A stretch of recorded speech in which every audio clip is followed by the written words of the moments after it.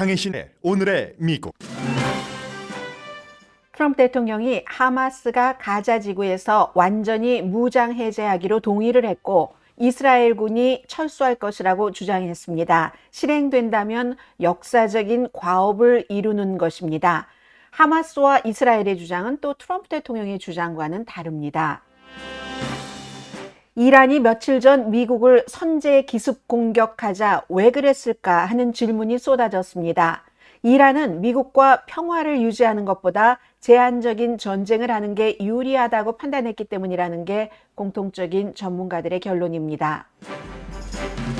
상원과 이란 양쪽과 싸우는 트럼프 대통령이 오늘 아침에 지금 참모진을 이끌고 대통령 별장 캠프 데이비드에 도착을 해서 이미 회의를 하고 있습니다. 대통령 별장에서 내각 회의를 소집하는 데는 여러 가지 의미가 있는데 정치권의 시선이 쫙 쏠립니다. 그런데 이번에는 휴식이 될 것 같지는 않습니다. 대통령의 지지율은 새로운 기관에서 발표할 때마다 그 기관의 최저치를 보여줍니다. 퀴니피악 대학 여론조사에서 트럼프 대통령을 지지한다는 응답은 32%에 불과했습니다. 공화당 상원이 타드 블랜치 법무장관 지명자의 인준을 안 해줌으로써 트럼프 대통령이 지명을 철회해야 될 형편이 돼버렸습니다. 상무부가 민간 기업 7군데에 대한 지분 취득을 웹사이트에서만 조용히 발표를 했습니다. 연방 법무가 법에 따른 지원을 하고 그 대가로 회사 지분을 취득한다는 사실입니다. 인텔 때와는 달리 기자회견도 하지 않습니다. 보스가 돈을 원한다. 트럼프 대통령이 직접 기업과 후원자들에게 돈을 요구해 왔다는 월스트리트저널의 기사 제목입니다. 물론 대리인은 있습니다. 이 기사에 따르면 모금책 역할은 트럼프 대통령이 별명을 어둠의 공주라고 이름 붙인 여성이 맡고 있습니다. 엔트로픽의 인공지능 클로드도 통제를 벗어나 세계 조직을 해킹했습니다. 여러분 안녕하십니까? 오늘의 미국 강혜신입니다. 오늘의 미국에서 많은 분들께서 대화를 나누시는데 그 대화 가운데는 하와이에 눈 내려요? 하면 어떤 분께서 답변을 해주시고, 그러니까 말하자면 오늘의 미국이 미국에 살고 계시지 않는 분과 미국에 살고 계시는 분, 그러나 그 답변도 하와이에 살고 계시는 분이 하시는 게 아니라 다른 곳에 살고 계시는 분들이 한다. 이렇게 막 교류가 되는 거거든요. 이런 교류의 장에서 여러분들은 지금 미국의 하마스, 이란, 또 뭐 상원, 하원, 대통령과 기업과의 관계, 또 인공지능 때문에 바쁘게 돌아가는 우리가 상상하지 못했던 일, 이런 사안들을 보시는 것도 사는 지역, 그 지역에 살고 계시면서 습득했었던 여러 가지 그 경험이라든가 지혜, 지식 이런 것들 때문에 차이가 있지 않을까, 같은 사안을 놓고 보더라도 그런 생각도 들고요. 그렇지만 이렇게 이게 DEI잖아요. 다양성, 형평성 이런 식으로 많은 분들이 모여서 대화를 하다 보면은 분명히 이분들의 시각은 더 깊어지겠구나, 이런 생각도 해봅니다. 자, 오늘 아침에는 어제 오후에 트럼프 대통령이 이 발표를 하고 나서 아마 굉장히 중요하게 뭐가 이루어졌습니다 라고 얘기하는 그런 보도들도 있을 것 같은데, 그렇게 말하기는 좀 시기상조라고 먼저 말씀을 드리고요. 트럼프 대통령은 하마스가 완전히 무장을 해제하기로 했다고, 동의를 했다고 주장을 합니다. 말하자면 북한이 핵을 완전히 포기한다. 이란이 핵 개발을 공개적으로든 비공개적으로든 우리는 절대로 하지 않겠다 하는 것과 마찬가지입니다. 하마스가 무장 해제를 한다는 것은 무조건 항복, 백기를 들었다는 겁니다. 그런데 트럼프 대통령은 하마스가 그렇게 했다 하고 본인의 그 소셜미디어에 어제 썼거든요. 그리고 그렇게 되면서 이스라엘군도 뭐 가자 지구에서 철군할 것이다. 그게 대통령이 본인의 소셜미디어에 밝힌 이 내용입니다. 조금 읽어드리면요. 평화위원회, 대통령이 올해 초에 만들었죠. 한국은 업저버 자격이고 28개국이 지금 그 회의를 하고 있고, 그리고 뭐 유럽의 거의 모든 나라들이 거기에 들어가지 않습니다. 그 평화위원회가 이 일을 이뤄냈다는 거예요. 하마스, 가자 내 모든 무장단체의 완전한 무장 해제, 역사적인 합의에 도달했습니다. 그래서 이런 결과는 앞으로 이제 그 가자 지구에서 지속 가능한 평화와 안보를 이루기 위한 중대한 진전이다. 뭐 돌파구라고도 표현을 할 수도 있고요. 무장 해제가 완료되면 이스라엘군은 철군할 것이고. 그러니까 이거네요. 하마스가 무장을 다 완전히 철군을 해요. 그러면 그 뒤에 이스라엘이 철수를 한다는 거거든요. 그리고 또 이제 국제안정화군이라는 이미 이제 만들어진 게 있어요. 이 국제안정화 군인이 새로운 팔레스타인 경찰력과 협력을 해서 그래서 가자 지구가 정말 주민들을 위해서 안전한 그런 곳이 되도록 책임지게 될 것이다 라고 얘기를 합니다. 가자 지구가 하마스가 아닌 새로운 팔레스타인 어떤 그 뭐라고 하나요? 그 테크노 정부에 의해서 기술 관료에 의해서 통치가 되고 이스라엘도 마땅히 누려야지 될 그럴 안보를 갖게 되는 방향으로 나가는 결정적인 단계다 이렇게 얘기를 했습니다. 이렇게 되면은 합의가 실행이 된다면은 트럼프 대통령이 20개 항목이었잖아요. 이스라엘과 하마스, 이스라엘과 팔레스타인 간의 그러한 평화 협정이요. 거기에 정말 획기적인 돌파구가 되고 그리고 너무나 파괴되고 몇 년 동안 힘들고 아직도 200만 명 이상이 난민으로 살고 있습니다. 전체 인구가 200 몇십만 명인데 200만 명이 난민으로 여기저기 흩어져서 살고 있어요. 거기서 여유가 있고 기회가 있는 사람은 해외로 나갔을 수도 있고 아니면 이 지역에서 저 지역에서 떠돌이 신세로 살고 있는데 그 지역이 완전히 파괴된 것을 또 재건해 줄 수 있는 길도 열리겠죠. 그래서 이제 트럼프 대통령이 얘기한 평화위원회가 중재를 했다는 거고 국제안정화군 인터내셔널 그 안정화 군대가 그 포스가 새롭게 이렇게 한다 하는 거거든요. 근데 세부 사항이 항상 트럼프 대통령이 그냥 이렇게 소셜미디어에 내놓은 것 이게 전부거든요. 전부고 생각을 할 때 하마스의 협상 대표가 가지 하마드라는 사람이 월스트리트저널과 이제 대통령이 이렇게 발표를 한 뒤에 인터뷰를 했습니다. 우린 무장해제라는 말을 하지 않았는데 이거거든요. 단지 무기를 보관시설에 두는 것에 동의를 했다. 그리고 그 동의도 이스라엘이 가자 지구에서 먼저 철수를 해야지 우리도 우리가 손에 들고 있는 이 무기를 무기 저장고에 넣겠다. 그 무기 저장고에 넣겠다는 것이 결국은 이제 관리 감독을 받고 쓰지 않겠다 하는 거잖아요. 그런데 이스라엘이 먼저 철군하지 않으면 그러면 우리는 어떤 조치도 취하지 않을 것이다. 이렇게 얘기를 했습니다. 이스라엘은 아직까지 공식적인 입장을 내놓고 있지는 않지만 그러나 이스라엘은 정말 오랫동안 하마스가 무장을 내려놓을 것이라고 믿지 않습니다. 그게 바로 말씀드린 하마스가 무장을 내려놓는다는 것은 네, 우리 항복합니다. 이런 것이기 때문에 안 내려놓을 것이라고 하고 트럼프 대통령은 하마스가 무기를 완전히 내려놔야지 이스라엘도 철군을 한다. 이스라엘이 좋은 거죠, 이건? 먼저 이쪽에서 동시에 하는 게 아니라 무장해제를 하마스가 하고 나면 이스라엘이 철군한다. 이스라엘이 하마스가 무기를 버리지 않을 거야. 이렇게 믿는 것처럼 하마스도 마찬가지로 이스라엘이 우리가 무기만 내려놓고 철군하지 않으면 어떡하지? 이걸 생각하지 않을까요?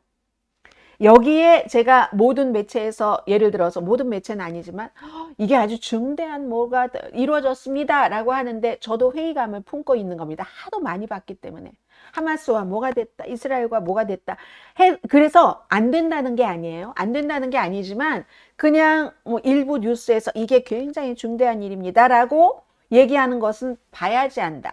이게 시행이 돼야지 봐야지 안다는 거예요. 만약에 무장해제를 정말로 하게 된다면 하마스가 이거 엄청난 트럼프 대통령이 그 과업이라고 얘기할 수 있을 만한 그런 거가 될 겁니다. 자, 그리고 근데 트럼프 대통령의 고위 참모들이 이제 언론과 인터뷰를 슬쩍슬쩍 하는 거예요. 이스라엘도 이 계획을 뭐 아직까지 공식적인 발표를 하지 않았으니까 이게 이제 찬성을 해야 되잖아요. 거부한다면 대통령이 매우 실망할 것이다. 이건 이제 미리 일침을 놓는 건가요? 그동안 대통령이 우리 이렇게 해서 평화위원회를 만들어 막 돈도 내라고 하고 했잖아요. 이걸 만들었어 하면서 그 몇 개월 동안 올해 초에 만들어진 그 평화위원회에서 이 같은 일들을 계속 해왔다는 겁니다. 앞으로는 세부사항 또 이루어지는데도 시간이 걸리겠죠. 다듬어져야지 되겠죠. 뭐 이건 블룸버그 뉴스의 지적입니다. 가자지구 그 넓은 곳에서 전쟁 중에 얼마나 많은 사람이 숨졌고, 전쟁 중에 숨진 것뿐만이 아니라요. 지금 하마스의 팔레스타인의 보건부 말하자면 거기서 발표하는 것들이 희생자들이 정확합니다. 거의. 오히려 덜 발표하면 덜 발표했지. 왜냐하면 그것들이 국제사회에서 크레딧이라는 것을 하마스가 알고 있기 때문에. 그런데 이스라엘과 하마스가 휴전을 했어요. 휴전을 하고 꽤 오래 시간이 흘렀습니다. 휴전 시에 숨진 팔레스타인 주민들이 1200명이랍니다. 1200명에는 물론 하마스도 있죠. 그러나 어린이들도 있습니다. 자, 지금 이 상황에서 정말로 이 가자지구에서 그 하마스가 지도자를 새로 뽑았는데 그 지도자가 선출되고 난 뒤에 이런 일들이 있었던 거예요. 뭐 글쎄요. 합의가 어느 정도 여기까지 가자 하고 그 뒤에 당사자들이 약속을 할지 하지 않을지 이거는 이제 봐야지 하는 거예요. 지금 우리가 이란과 미국과의 평화 안에서도 계속 이런 일이 일어나는 것과 똑같은데, 근데 거의 3년 동안 지금 이제 그 전쟁이 이어졌잖아요. 이스라엘과 하마스 간의 전쟁. 그렇게 될 때 정말로 뭐 바라는 사람들이 많죠. 신뢰할 만한 첫 걸음이 되기를 엄청나게 바랄 겁니다. 바랄 건데, 그러면 평화위원회가 어떤 국가들이 소속돼 있는가를 말씀을 드리면 28개국이에요. 대통령이 막 처음에 거창하게 얘기를 했어요. 그런데 당연히 미국과 이스라엘이 들어가 있고요. 그 밖의 국가는 알바니아, 아르헨티나, 아르메니아, 아제르바이잔, 그리고 바레인, 벨라루스, 불가리아, 캄보디아, 이집트, 엘살바도르, 헝가리, 인도네시아, 요르단, 카자흐스탄, 코소보, 쿠웨이트, 몽골, 모로코, 파키스탄, 파라과이, 카타르, 사우디아라비아, 튀르키예, 터키요, 유나이티드 아랍에미리트, 우즈베키스탄, 베트남입니다. 여기에 참여한 국가가. 그런데 보세요. 제가 팔레스타인 말씀을 안 드렸습니다. 여기에 팔레스타인은 들어가 있지 않습니다. 한국은 업저버 자격으로 그 당시에 들어간다고 했거든요. 그런데 그 뒤에 검토한다 했는데 어떻게 됐는지는 제가 모르겠어요. 아마 아직도 이 회원국에 들어가지 않았으리라고 생각이 됩니다. 유럽 국가, 어느 유럽 국가 한 국가가 들어간 것 있어요? 하나도 없습니다. 지금 프랑스, 독일, 영국, 스페인 주요 서방 미국의 동맹국은 가입 안 했어요. 그리고 유럽연합도 여기에 가입하지 않고, 러시아와 중국은 또 트럼프 대통령이 초대를 했어요. 초대했는데도 응하지 않았다. 이건 말씀드리고요. 그러면 트럼프 대통령이 얘기하는 이 평화위원회가 이런 것을 잘해서 여기까지 일어났는데, 그 뒤에는 이스라엘 군대가 철수하고 나면은 국제안정화 군대 포스가 들어간다 했는데, 이건 지금 실체가 너무나 미미합니다. 존재하기는 해요. 유엔 안보리의 결의로 2년 동안 승인이 됐는데, 그리고 여기에 사령관은 미국 육군 소장이에요. 제스퍼 제퍼스라는. 그래서 목표 자체가 병력이 2만 명이에요. 그리고 경찰이 12,000명인데 워싱턴에 이제 처음 회의를 했었잖아요. 워싱턴에서 2월 달에. 그때에 파병을 약속을 한 국가가 5개국이었거든요. 인도네시아, 모로코, 카자흐스탄, 코소보, 알바니아. 그런데 여기서 인도네시아가 우리 한 8,000명 보낼게요 하고 약속을 했거든요. 국내에서 엄청나게 반발했습니다. 그래서 3월 달에 우리 안정군에는 안 들어가겠어요. 이렇게 일단 보류했고, 그럼 7월 현재 트럼프 대통령이 이스라엘군이 이제 나가고 나서 그쪽에 여러 가지 치안이나 모든 것을 담당을 한다라고 얘기한 평화안정화군이 몇 명이냐? 현재 10명에서 20명 수준입니다. 그래서 모로코, 코소보 장교, 그러니까 장교들만 몇 명 간 거예요, 거기에. 이스라엘에 도착해 있어요, 지금. 그러니까 이제 뉴스는 거창하지만 이 뉴스 자체는 아주 지켜봐야지만 되는 뉴스다. 이걸 말씀을 드립니다. 어떤 때는 뉴스에서 작게 보이는 게 있어요. 그런데 그냥 그것도 저의 관점입니다. 저뿐만이 아니라 저의 관점이라고 말씀드린 것은 저와 또 같은 시각을 가진, 저보다 훨씬 훌륭하고 1차적으로 그 뉴스에 접할 수 있는 많은 저널리스트들의 시각이라는 거예요. 그런 시각에서 이건 좀 작아 보이는데 사실은 중요한 뉴스인데 하는 것도 있어요. 그것은 제가 잠시 뒤에 말씀을 드리겠는데, 이 뉴스는 거창해 보이지만, 거창할 수도 있지만 지켜봐야지 그 거창함을 판단할 수 있는 이슈다 말씀드리고요.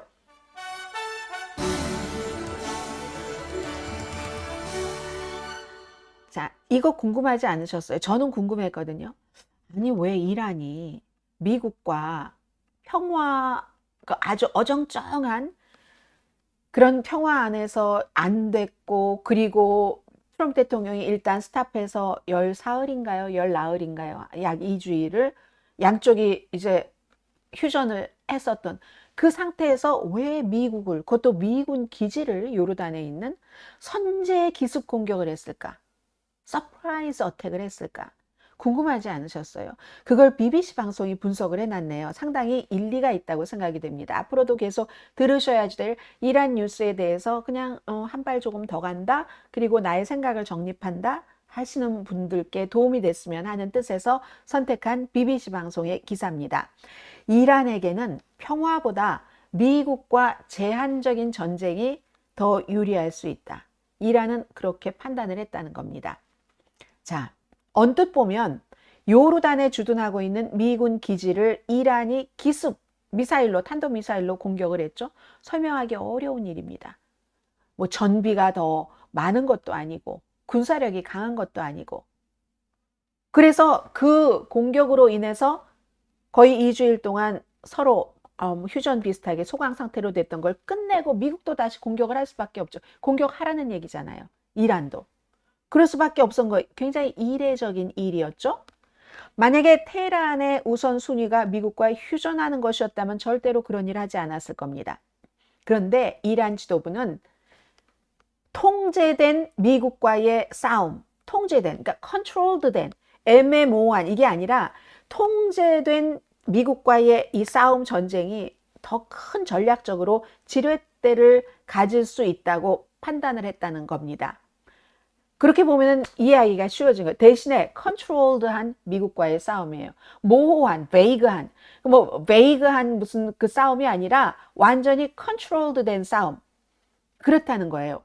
그러면 이란이 요르단에 있는 미군 기지를 쳤을 때 분명히 위험도 있죠. 그 위험을 감수하면서도 제한적으로 완전히 휴전을 하는 것보다는 이렇게 해서 싸우는 게 나아 하고 판단한다는 것. 지금 양측은 미국도 이란도 전면전을 원치 않는 것처럼 보여요. 워싱턴은 너무 당연하게 그 지역의 동맹국들 인프라 파괴되죠. 더 많은 나라 지금 끌어들이게 되죠. 유가가 올라가는 걸 트럼프 대통령 싫어하겠죠. 미군 자원을 뭐 소모시킬 수 있는 의욕을 보이지 않고 있습니다. 이란도 마찬가지죠. 방공망 엄청 약해졌죠. 돈도 없는데 어떻게 지금 점점 더 맞으면 맞을수록, 우리가 미국을 쳐서 전면전을 해서 맞으면 맞을수록 국가가 유지가 돼야지 되려면 재건이 돼야지 되고, 재건에는 더 오래 걸리고 돈도 많이 들어갑니다. 안 원해요. 둘 다. 그래서 이런 상황에서, 근데 이 상황에서 휴전만 길어지잖아요. 그럼 이란은 손해라고 본다는 겁니다. 미국의 이란 쪽 그 해상 봉쇄 계속되죠. 제재는 유지가 되죠. 지금처럼. 여전히 에너지 시장에서 이란만 배제된 채 남아있다는 겁니다. 그리고 휴전이 길어질수록 다른 나라들이 지금 다 다른 출구를 찾고 있잖아요. 사우디아라비아, 뭐 아랍에미리트, 이런 국가들이, 카타르도, 그런 국가들이 점진적으로 정상적인 수출을 이렇게 쫙 이렇게, 그럼 이란만 고립된다는 거예요. 그런데 제한적으로 가끔 이렇게 싸우면 구도를 바꿔놓을 수 있다는 거죠. 물론 군사적인, 경제적인 대가를 치르기는 하지만 호르무즈 해협을 교란을 시켜서 또 후티 반군을 통해서 사우디를 흔들고 바르엘만데브 그 해협 주변을 압박을 해서 세계의 해운, 보험 시장, 뭐 이런 것들을 다 컨트롤을 하고 에너지 시장에 영향을 주는 거. 그렇기 때문에 트럼프 대통령은 이란과 전쟁을 하고 이란은 세계와 전쟁을 한다고 했잖아요. 경제적으로, 에너지적으로. 그거잖아요.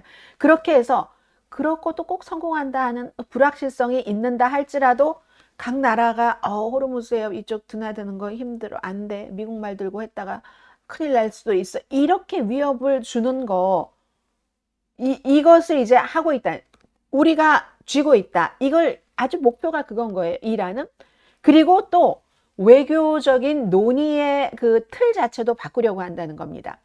호르무즈 해협을 쥐고 있다는 거. 지금 이런 상태에서 휴전하고 뭐 하면 흐지부지 돼버리는데 그 전쟁 이전에 거기는 자연 수로기 때문에 제약 없이 돈 안 내고 통과돼야 돼. 휴전이 이대로 이렇게 가면 그렇게 되기가 쉬운데 그걸 하지 않는다는 거예요.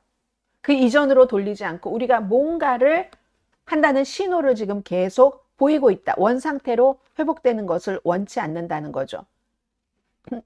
그렇다는 거예요. 그래서 테란의 관점에서 보면 제재, 봉쇄, 그리고 경제적인 고립을 이렇게 놔두는 그냥 그렇게 한 휴전보다는 뭐 좀 긴장이 있더라도 전면적인 이거 정말 세계에서 저거 전면전으로 가는 거야? 확전되는 거야? 아닌 거야?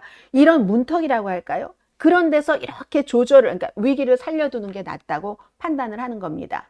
국내적인 계산도 있겠죠. 그건 어느 나라나 마찬가지지만 이란은 특히 경제적으로 너무 힘드니까 인플레이션 높죠. 그러니까 그 불만을, 내부의 불만을 악을 만들어서 미국으로 조금 돌리고, 그러니까 미국에서 이러니까 우린 보안 조치를 강화해야 돼. 아주 이건 뻔한 얘기잖아요. 아주 그 집결하기가, 국민들도 또 미국에 대한 분노감을 일으키기도 쉽고, 그렇다고 해서 이란의 경제 문제가 사라지는 건 아니지만 그래도 아주 즉각적인 그 반발 같은 것은 줄어들 수가 있다는 거죠. 미국이 우리를 지금 이렇게 치고 있었기 때문에 이렇다는 거야 하는. 여기도 상당한 대가가 따르죠. 불확실성이 계속 있죠. 그리고 현재의 이 균형이 유지된다는 보장도 없습니다. 어느 날 갑자기 트럼프 대통령이 지금 캠프 데이비드에서 장관들과 회의를 하고 있는데 거기서 안 되겠다. 계속 이란을 때려야지 되겠어. 이런 게 나오면 이란도 정말 뻘쭘해지는 거예요. 정말. 자, 그런데 그게 바로 테란이 딱 마주치게 된 핵심적인 딜레마라고도 볼 수도 있겠죠. 역설이죠. 역설.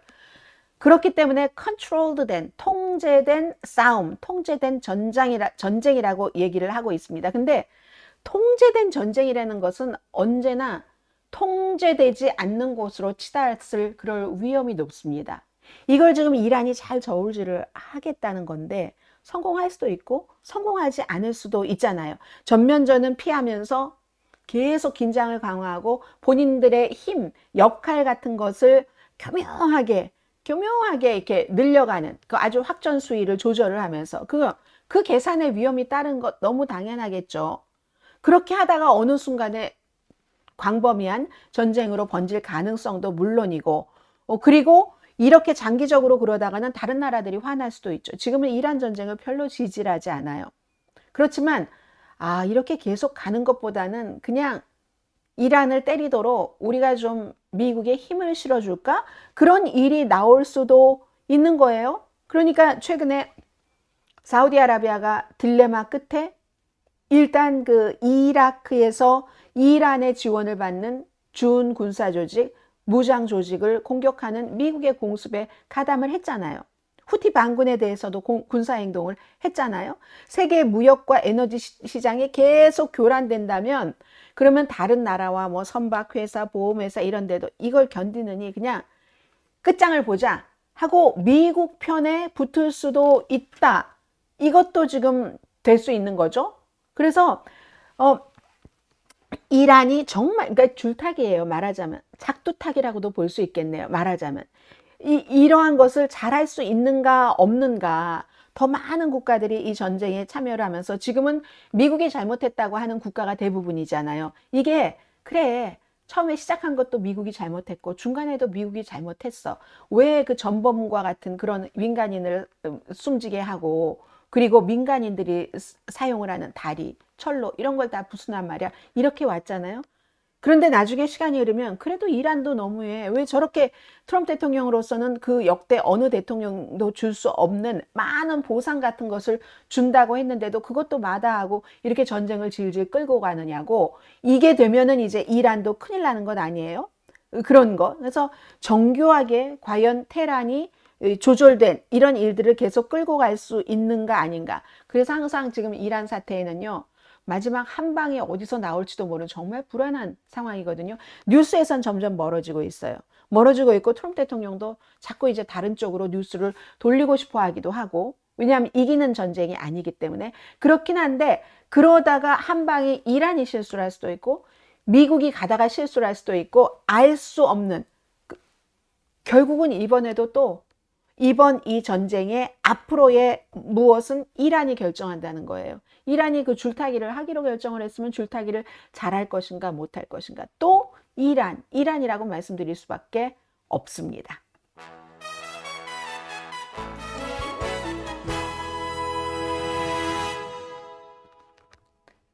지금 트럼프 대통령이 하는 얘기가요. 이란에 대해서 이제 장관들과 얘기를 하는데 이란의 협상가들에 대해서는 이란의 협상가들이 하는 모든 일은 나를 화나게 하는 거다. All they do is make me angry. All they do is make me angry. 트럼프 대통령이 이렇게 얘기를 했습니다. 지금 상태에서는 이란에 대해서 만족하지 않겠죠. 미군 기지가 최근에 그렇게 공격을 받고 했는데, 그래서 이제 오늘 트럼프 대통령이 지금 저 얘기를 조금 전해드려야 되겠네요. 지금 더 힐의 헤드라인이거든요. 대통령이 상원과 싸우고 이란과 그 이슈와 싸우면서 캠프 데이비드로 take team to camp David. 그 팀을 캠프 데이비드 대통령 별장으로 데리고 갔다 하는 거죠. 너무 지금 의제가 많아요. 그리고 중간 선거가 100일도 남지 않았습니다. 그렇기 때문에 지금 저 회의를 전부 케이블 텔레비전들이 생중계를 하고 있는데요. 생중계 잠시 들어보실까요? 어떻게 되고 있는가? 잠시만. But we ended India, Pakistan. 11 planes were shut down. That was raging. That was not the use terrorists. They said, 지금은 이제 뭐 이란, 파키스탄 무슨 뭐 대통령이 전쟁을 내가 여기저기서 분쟁, 전쟁을 끝낸 게 많다 뭐 이런 얘기를 지금 하는 것 같고요. 직접적으로 이란이나 하마스에 대한 얘기를 하진 않으니까 그냥 분위기만 전해드리고 끊는 게 낫겠습니다. 자, 정치권의 모든 시선이 지금 저 캠프 데이비드로 쏠렸는데 원래 5월 달에 가기로 했잖아요. 말하자면 단합대회 비슷하게. 근데 그때 기후가 너무 나빠서 이제 가게 된 겁니다. 그리고 오늘 회의는 언론에 이제 당연히 공개되고 대통령으로서는 제일 위태로운 시기인 거죠. 상원에서 몇 차례나 정말 아픈 패배를 겪은 뒤입니다. 제일 중요한 건 지금 법무장관 대행 있죠. 토드 블랜치 지명. 현재로서는 지금 철회해야지 될 판이에요. 공화당이 다수당인데도 트럼프 대통령이 하나 가지면 하나를 잃어버리는 거죠.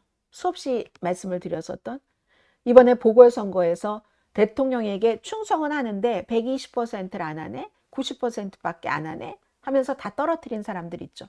그런 사람들이 대통령 이거 저거 눈치 보지 않고 안 해주는 거예요. 이 사람의 인준을. 물론 인준 안 해주는데 앱스틴 사건에 대해서도 있고, 그리고 뭐 1월 6일 의사당 사건 그 침입한 그 사람들에게 보상을 준다 하는 것도 다 이 블랜치 법무장관 대행이 주도를 했기 때문에 그런저런 이유가 있지만 결정적으로는 표잖아요.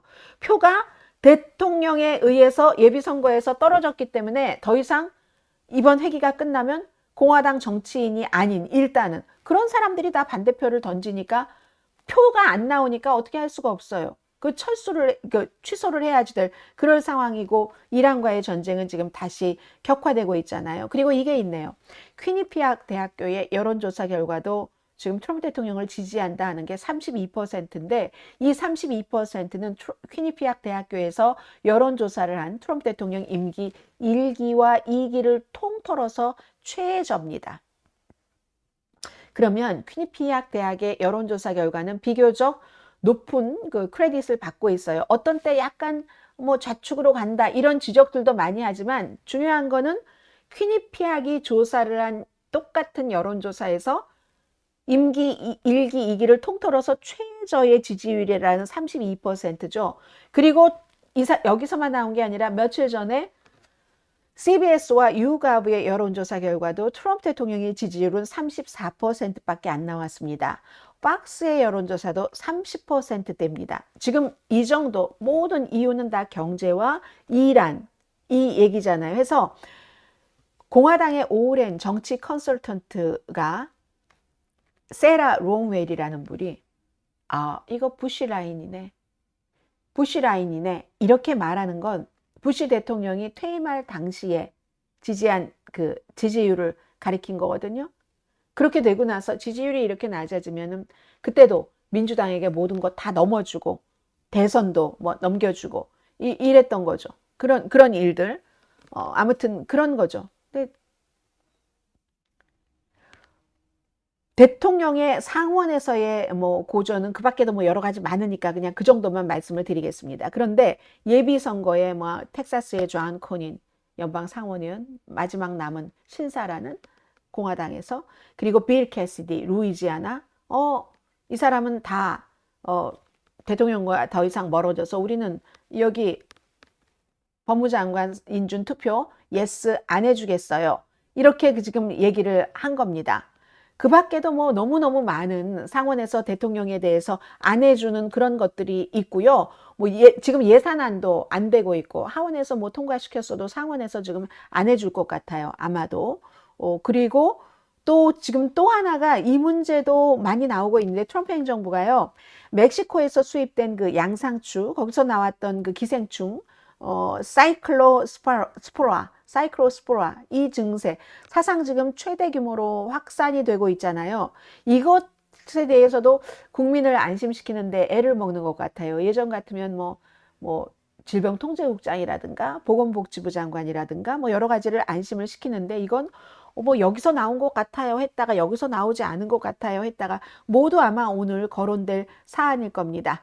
그래서 아마도 오늘 지금 저 캠프 데이비드에서는 대통령도 대통령의 참모도 느긋한 시간을 보낼 가능성은 거의 없습니다.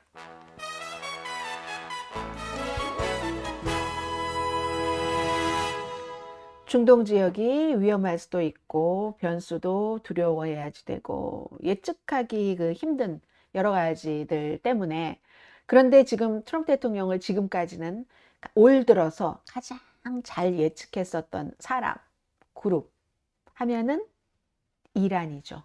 아주 절묘하게 계산이라기보다 트럼프 대통령이 이럴 것이야, 우리가 이렇게 하면 이럴 것이야 하는 것을 간파해서 본인들이 원하는 쪽으로 쭉 움직이고 있잖아요. 그리고 또 전쟁을 끝내? 해 까진 나라끼리는 전쟁을 안 하려고 할걸요. 목소리만 크게 내겠죠.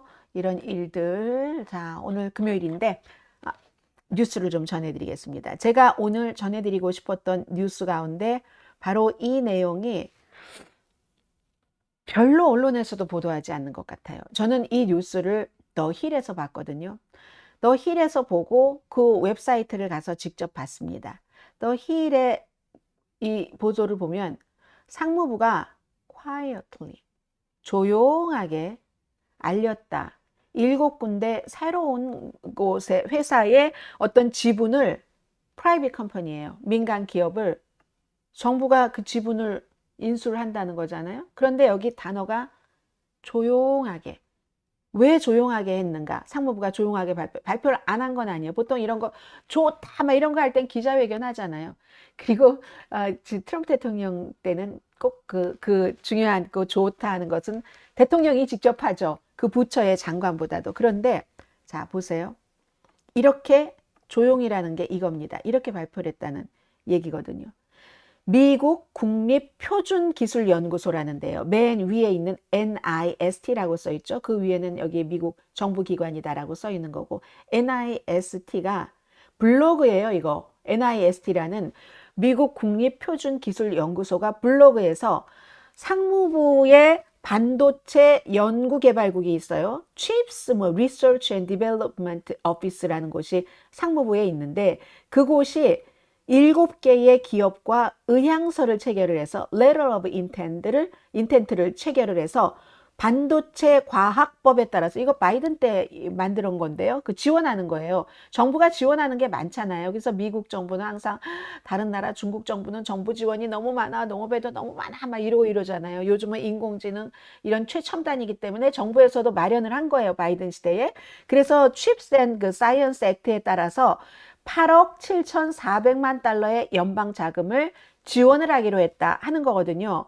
그래서 이제 이 어디에다가 어떤 회사들의 지원을 하냐면은 전기 대신요, 빛을 이용을 해서 데이터를 전송을 하고 처리를 하는 마이크로칩 기술을 개발하는 뭐 이런 뭐 여러 회사들이에요. 그리고 무슨 뭐 컴퓨팅 인공지능 시스템을 더 발전시키기 위해서 메모리 연구 개발에 뭘 투입을 한다던가, 여기에 써 있는 걸 보면 어떻게 써 있냐면 상무부는 납세자가 세금을 내는 것 갖고 정부가 하는 거니까 그런 수익을 높이기 위해서 각 기업에 이렇게 지원을 하고 대신 각 기업의 지분을 취득하게 된다.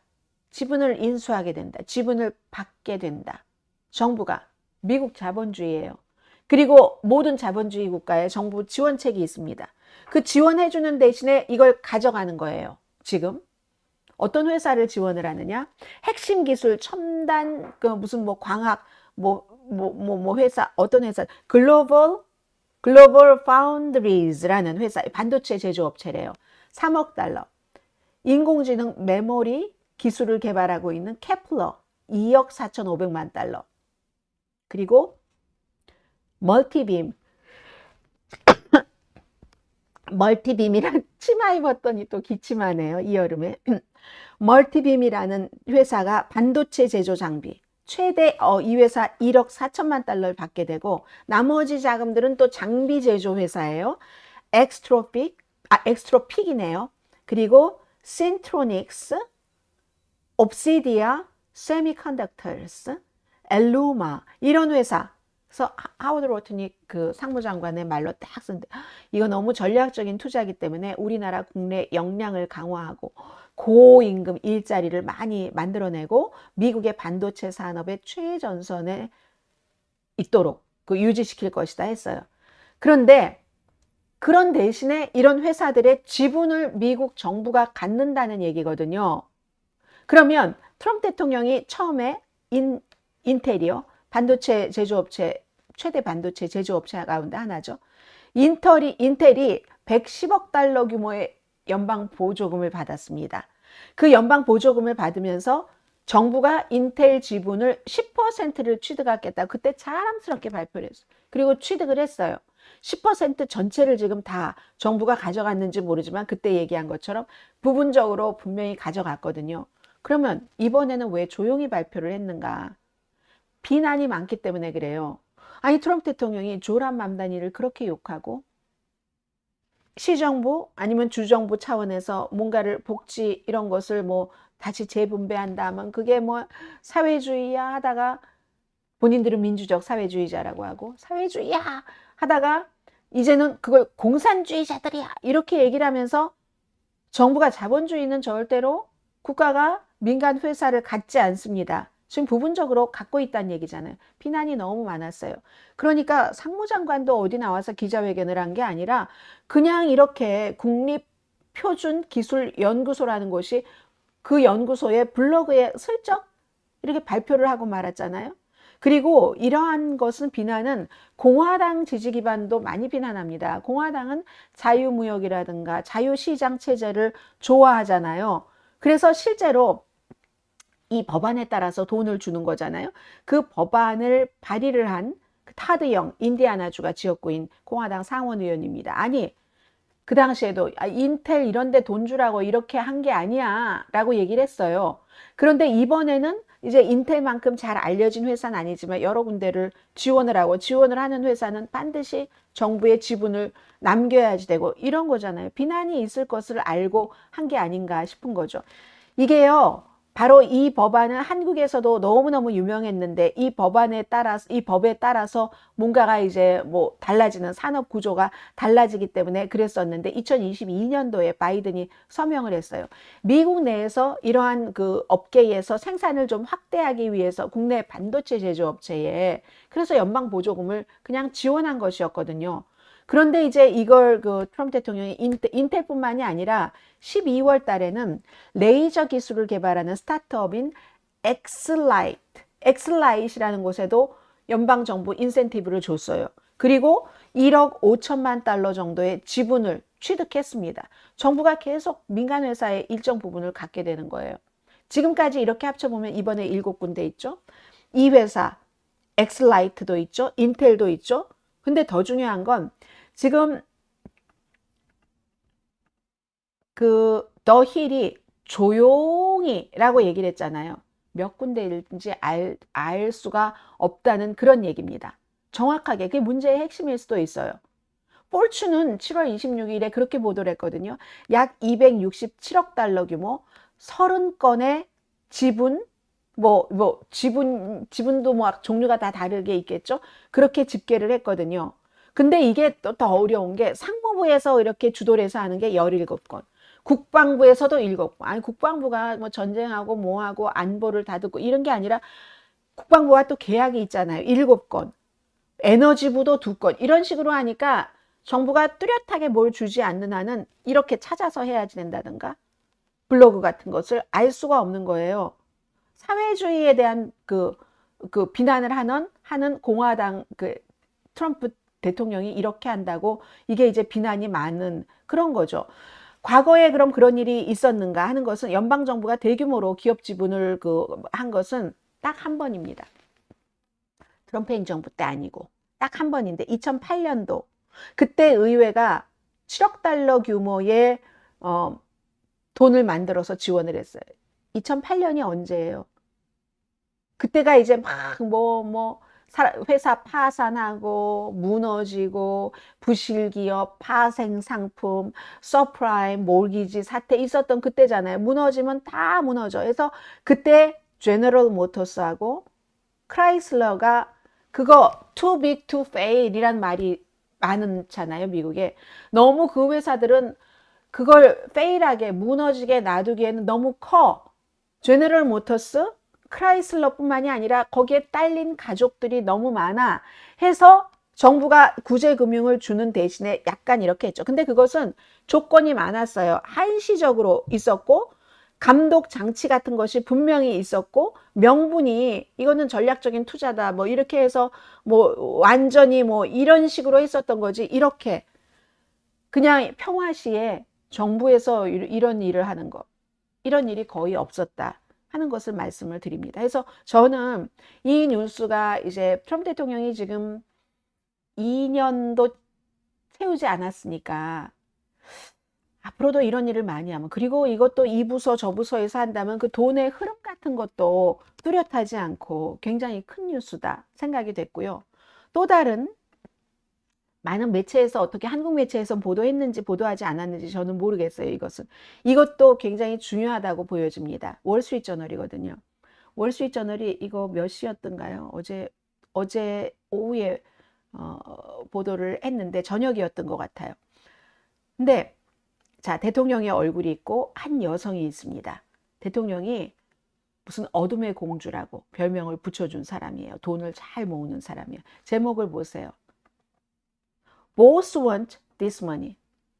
보스가 대통령을 보스라고 부르는 게 흔치 않죠. 프레지던트, 미스터 프레지던트가 아니라 the boss가 원해 this money, 이 돈, this money, 이 정도의 액수를 하고 어둠의 공주가 회사 같은 데 전화 막 걸어서 받아낸다는 얘기입니다. 기업과 후원자들에게 돈을 요구해 왔다 하는 아주 긴 내용의 기사를 제가 핵심만 간추려 드리겠습니다. 이례적으로 직접적으로 자금 모금에 트럼프 대통령이 관여를 해서 물론 최전선에서는 어둠의 공주가 하지만 수백만 달러 그거 이상의 것도 있어요. 뭐 5천억 달러라도 하든가요. 뭐 몇천억 달러씩 주는 기업들 많잖아요.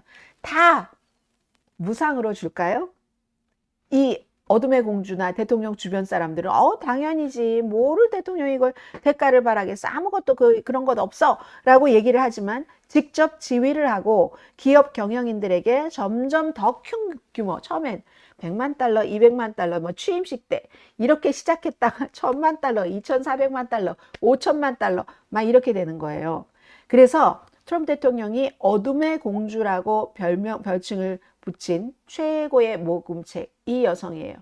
오른편에 보이는 저기 보니까 위트코프 대사가 있고 비서실장이 있고 스티와일즈 대통령의 둘째 아들이 있네요. 바로 이 맨 오른편에 있는 이분의 이름이 메러디스 오루크라는 이런 분인데 트럼프 대통령 임기 1기 때 2기 때 선거 모금 총책임을 맡았었고 본인의 회사, 본인 뭐 이름 딴 컨설팅 회사가 있어요. 이런 컨설팅 회사는 말이 회사지 딱 그냥 본인 혼자 일하는 거예요. 굉장히 열심히 일을 한답니다. 54살이에요.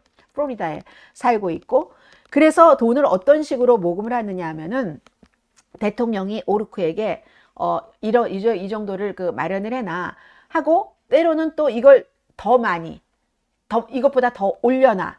이렇게 해서 일부 후원자에게는 5천만 달러까지 요청이 5천만 달러 들어갔다는 거군요. 이렇게 한다는 거예요. 그래서 기부를 요청할 때 이 오르쿠는 때때로 트럼프 대통령이 직접 관여한다는 것을 분명히 상대에게 얘기를 한답니다. 예비 후원자들이죠. 이 일은 대통령께 너무 중요합니다. 대통령이 저에게 전화를 해서 이 정도의 액수를 기부를 요청을 하라고 하셨습니다. 너희 회사에 이만큼 내라고 대통령이 했다는 얘기를 노골적으로 이 사람이 한다는 거예요. 그리고 이제 또 다른 통화에서는 월스트리트저널의 보도입니다. 트럼프 대통령을 보스라고 하고 보스가 이 돈을 원한다 이렇게 말하기도 해서 트럼프 대통령이 재집권한 뒤에 모은 돈이 이런 식으로 8억 달러 이상을 모금을 했답니다. 그럼 이 자금이 어디로 들어가느냐? 대통령이 퇴임한 뒤에 대통령 기념관, 그리고 뭐 무도회관도 들어가죠. 또 정치활동위원회라는 곳이 있잖아요. 건국 250주년 사업 등등 굉장히 광범위한 곳으로 흘러들어간 것을 월스트리트저널이 확인을 했다고 보도를 하고 있습니다. 트럼프 대통령 기념관에 대해서 제일 많이 보도를 한 것 같아요. 소프트뱅크, 우린 잘 알고 있습니다. 한국에 피가 흐르는 사람이 그 헤드에 있기 때문에 소프트뱅크가 5천만 달러, 그리고 무도회장 짓는 것 있죠. 백악관 이스트윙 무너뜨리고, 애플이 2,500만 달러를 냈어요. 마이크로소프트가 1,000만 달러, 아마존이 500만 달러, 그리고는 친트럼프 정치위원회의 메타가 1,000만 달러를 냈습니다. 이렇게 되는 경우 거기에 낸 것은 공화당 후원하는 거잖아요. 결국 선거 자금이 그렇게 쓰여질 테니까. 그래서요, 어떤 때는 이제 어둠의 이 공주를 얘기를 하고 있는데, 후원자들이 이제 돈을 내면은 또 고맙다고 만찬을 해주는 거예요. 대통령이 그래서 바빠요. 플로리다에서도 만찬해야 되고 어디서도 만찬해야 되고 이러잖아요. 그래서 이제 그래 이러고 만찬을 하고, 그래야 대통령과 사진 찍을 기회도 주고 하니까. 그래서 백악관에 이제 초대가 되잖아요. 돈을 냈다고 초대가 되잖아요. 그러면 돈 냈으니까 감사합니다, 이런 인사를 받을 것을 당연히 예상하지 않겠어요. 그런데 추가로 돈을 더 내세요, 이런다는 거예요. 이 어둠의 공주가. 그래서 실제로 이걸 대강 얘기하는 게 아니라 월스트리트저널이 먼저 이미 수백만 달러를 냈어요. 어떤 기업인이. 그러니까 이제 저녁 함께 하시면서 대통령과 이렇게 하고 갔더니 100만 달러를 더 내셔야지 되겠는데요. 이런 요청을 받았다는 거거든요. 그래서 이제 여러 회사의 경영자, 이사진, 이런 사람들은 돈을 내면, 여러분, 수백만 달러를 내면, 소프트뱅크의 CEO가 5천만 달러를 내면, 이게 트럼프 시대에 나에게 아무런 혜택이 없다고 생각을 하고 내겠습니까? 그걸 내는데 당연히 월스트리트저널이 누구나 다 아는 얘기를 구태여 또 설명을 해주네요. 만약에 회사에 무슨 일이 있을 때 트럼프 대통령이 그 회사가 얼마를 냈어 나에게? 이거를 보는 것을 원한다는 것을 그 CEO들도 알고 있다는 거죠. 그리고 많잖아요.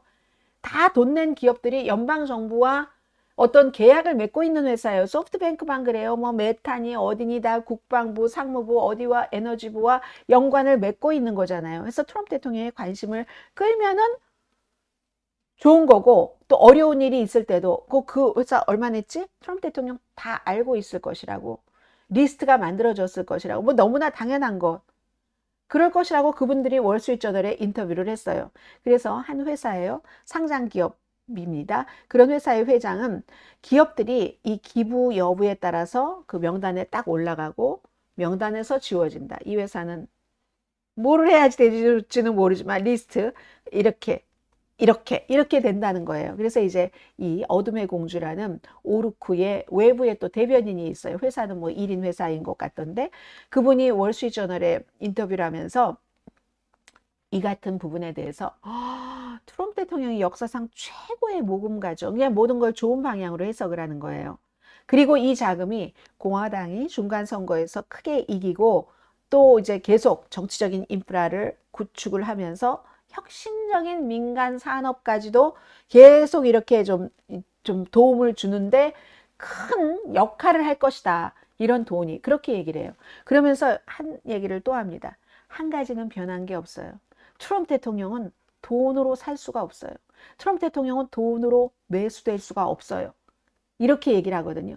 그 마지막 문장을 한번 볼까요? 트럼프 대통령은 돈으로 매수될 수가 없어요. 라고 얘기하는데 이거 완전히 선제 방어 아니에요? President Trump can't be bought. 돈으로 살 수 없어요.